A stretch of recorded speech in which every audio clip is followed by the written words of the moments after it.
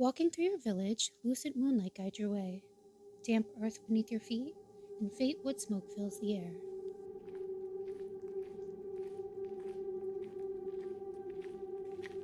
On this night, trees fall silent, lungs tighten, each step taken with bated breath.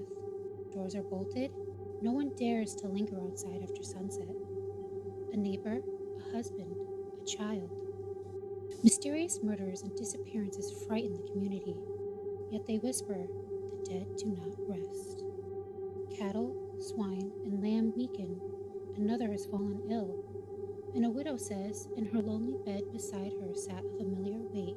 Dread and despair dissipate upon the plague-stricken town, and they are left with seemingly no other choice. Open the grave. What lies beneath looks wrong. Decay slow, skin full, and blood-stained lips. Proof the dead are feeding. This is where the vampire is born, not in castles, not in romance, but in panic. Fear of the affliction, the dead rising, feeding, and damning others. I'm your host, Melissa Nunez, and welcome to Kin the Cryptic, your source for all things strange, spooky, and unexplained. Early vampires were more mystery than fantasy. The terror was real, not beautiful, not seductive. There were no velvet capes or immortal poets. It was a fate far more disturbing, the dead, ravenous. Those who looked like me, like you, like someone you knew. Early vampire legends took shape in Eastern and Central Europe between the 17th and 18th centuries in regions that are now known as Serbia, Romania, Bulgaria, and Greece. Folklore, not as fiction, but as fact. Military officers, doctors, and priests writing and recording the same claims. Graves empty, and the dead walking.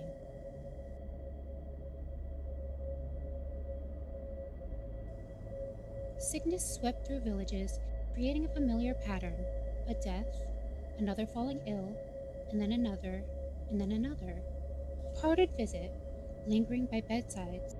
Children and animals weakening and wasting away. Who's to blame? The dead returning. If spotted, what was familiar was a shadow, alive and void of vitality. The answer was clear and drastic. Open the graves. Clotted soil clings to snarled tresses, while beetles and worms scurry across pale, icy skin.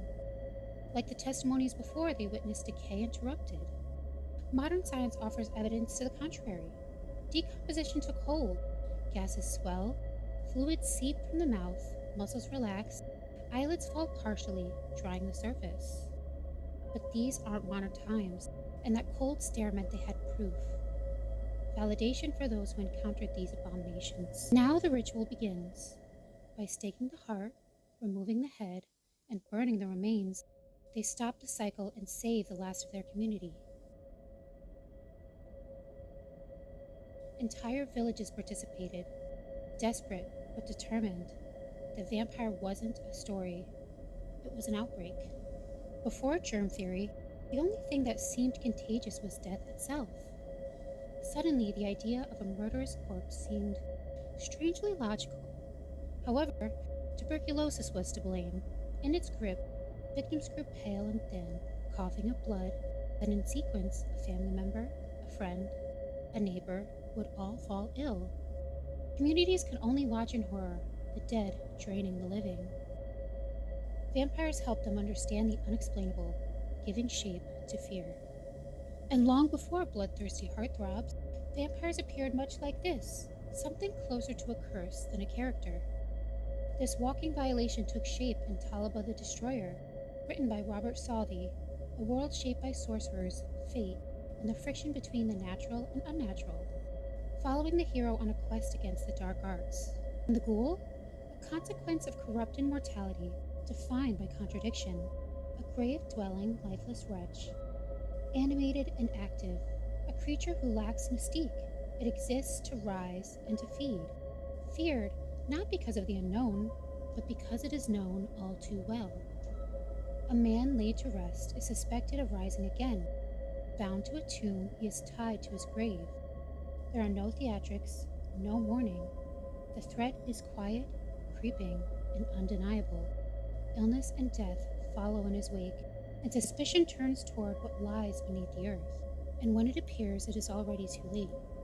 It must be found, dug up, and destroyed.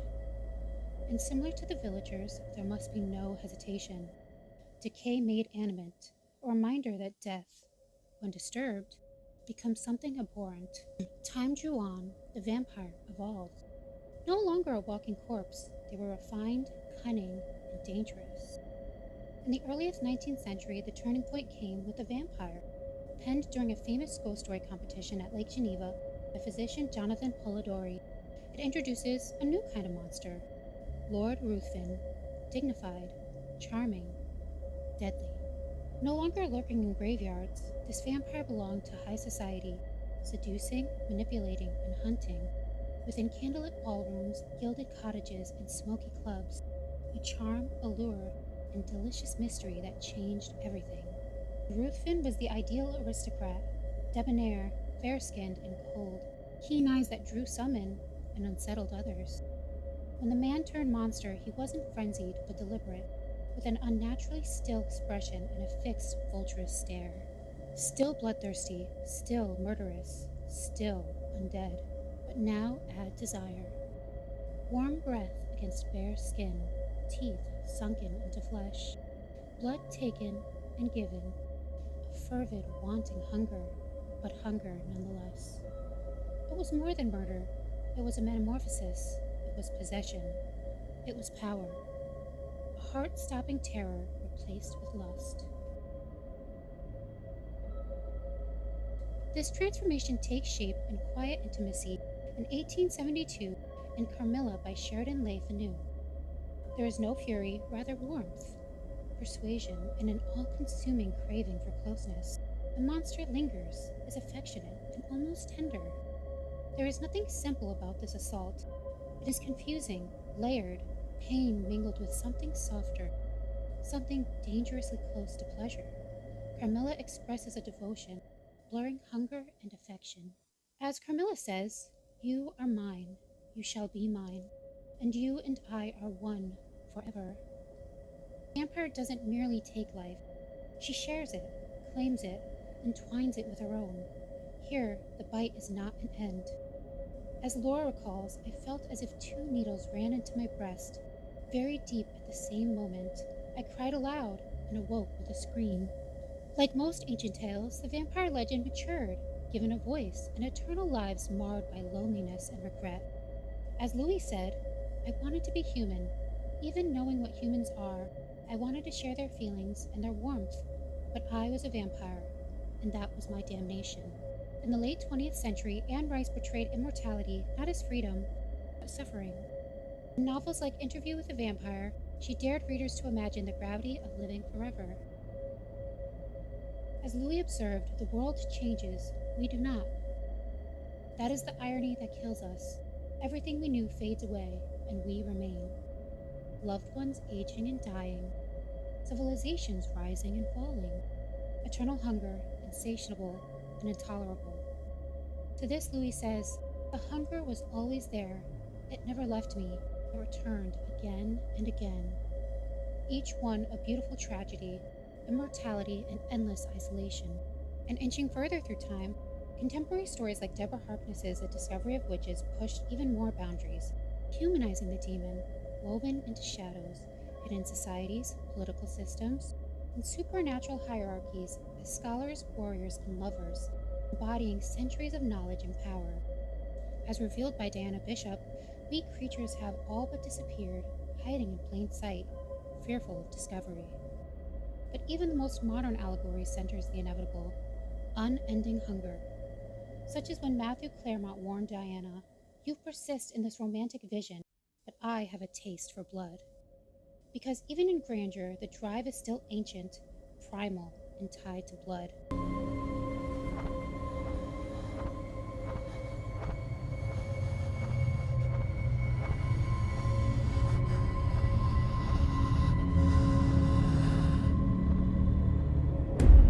A wish, a need, a hunger too strong to be denied. Now, time circles back. The vampire sheds its refinement. In the 2024 adaptation of Nosferatu, the creature is not softened by romance or introspection. We return to something older, something closer to the grave than the drawing room. Inspired by the original 1922 film Nosferatu, A Symphony of Horror, this version resurrects the idea of the vampire not as a seducer, but as a presence, a contamination, a creeping inevitability. Count Orlok is not charming. He is a shadow, a sickness, a walking hunger. As Orlok says, I am an appetite, nothing more. He is an omen, sunken and skeletal, a decaying mass of sores and lesions. He enters not with grace, but with intrusion. He does not belong to the living world, but needs no invitation. As Ellen said, or rather Orlok through her, I shall persist to join you in every night, first in sleep, then in your arms. Everything will be mixed with abomination. You'll be knee-deep in blood. Everyone will cry. There will be none to bury the dead. Presence alters the very atmosphere, and with this we return to the plague days, but reimagined. He is a spreading rot, passing in silence from one body to the next. Over a century later, what has changed? Count Orlok was distant, ineffable, drawing others closer, not in allure, but to confront. The horror is more than the monster, but what it does. Touch without comfort, closeness without consent, hunger without restraint.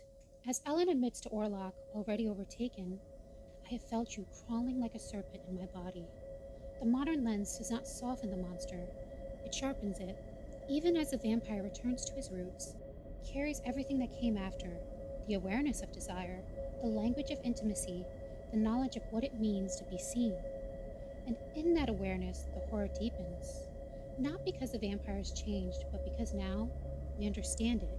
So why has the legend survived? The answer is simple. Vampires represent deep obsessions amongst humanity, death, and how to beat it. Humans are all too aware of their ultimate demise, but the vampire offers an alternative. Life without aging, without disease, without an ending. An endless starlit night. The price? Humanity, by becoming a predator, a parasite. The tension between terror and desire keeps people wanting more. Part of us may recoil from the vampire, while another is deeply curious. What would it be like? Somewhere by a crackling fire, friends go around sharing dark tales, and one will tell vampires. Not because the dead rise, but because the legend awakens something primal, the fear of death, and the dangerous idea of living forever. And if vampires lurk in darkness, ravenous, waiting, and watching, they may live long enough to see their story change. Us, on the other hand, may live just long enough to lure the immortal out of the shadows. When faced with evil, they may ask, what would you give to live forever? Thanks for tuning in on another episode of Cannily Cryptic. If you enjoy all things strange, spooky, and unexplained, please follow for more.